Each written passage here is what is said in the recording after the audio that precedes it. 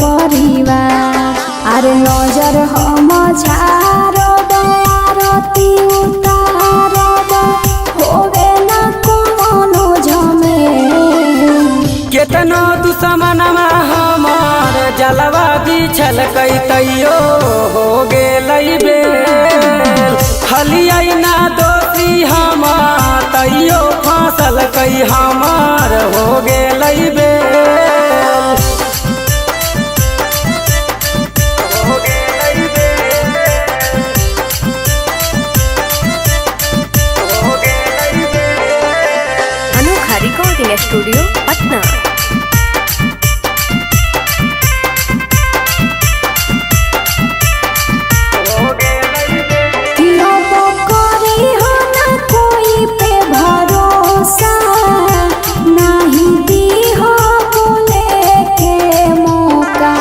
सगरो अपन नाम करी मगही में सगरो अपन नाम करी।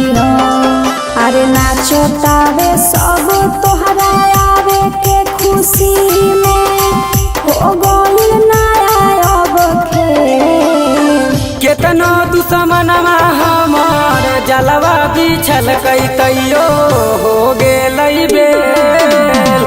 हलियै ना दोषी हमार तैयो फांसल हमार हो गेलै बेल। हो गेलै बेल।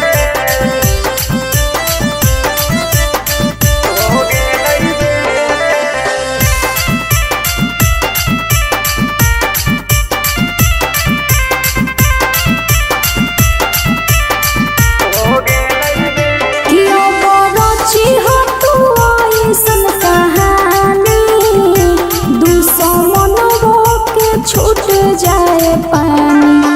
रोशन ऐसन काम करी मगही मेरा सही तू नाम करी।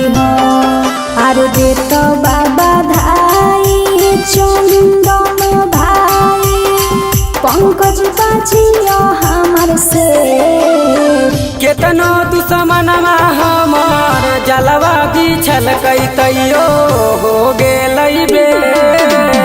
हलियै ना दोषी हमार तैयो फांसल हमार हो गेलै बेल।